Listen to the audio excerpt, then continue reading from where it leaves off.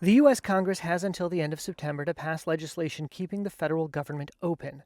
Failing to do that would trigger a partial government shutdown. Congress is supposed to allocate funding to 438 government agencies before October 1st, but lawmakers rarely meet this deadline and instead pass temporary spending bills to keep the government operating. If they let that funding lapse, government agencies must stop all work not deemed essential. It is not unusual for negotiations to run right up to the point where funding is due to expire. But those tensions have been amplified under President Donald Trump.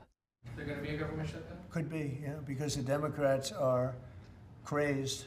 Republicans control both the House of Representatives and the Senate, but they will need at least 7 Democratic votes in the 100-seat Senate to pass spending legislation. This gives the minority party some leverage.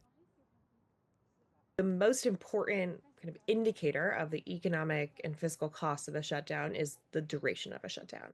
Rachel Snyderman is the managing director of economic policy at the Bipartisan Policy Center. In previous shutdowns, we have seen disruptions to farm loans, rural development programs, some of those veteran assistance training and support programs, even rental assistance for low-income Americans has been impacted.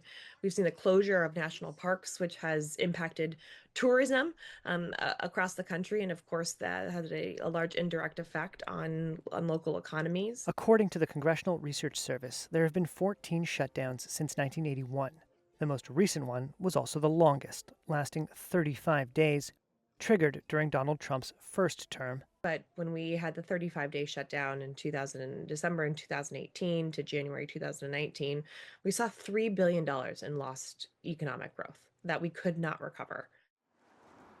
Each government department has a contingency plan to determine which employees must keep working without pay. This is your TSA officers, the FAA, who ensures that flight safety remains, safe and continues. Of course, our military servicemen and women.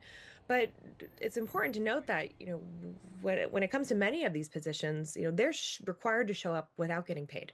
We'll continue to talk to the Democrats, but I think you could very well end up with a closed country for a period of time.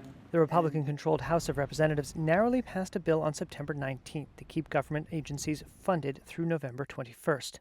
The Senate, where 60 votes were required to approve the measure, promptly defeated it. Democrats insist that any spending bill must also ensure that expanded health care subsidies do not expire at the end of the year. Minority Leader Chuck Schumer said on Sunday that the health care cuts threaten to close rural hospitals and dramatically hike insurance premiums. Republicans say they are open to extending those subsidies, but say the issue should be handled separately.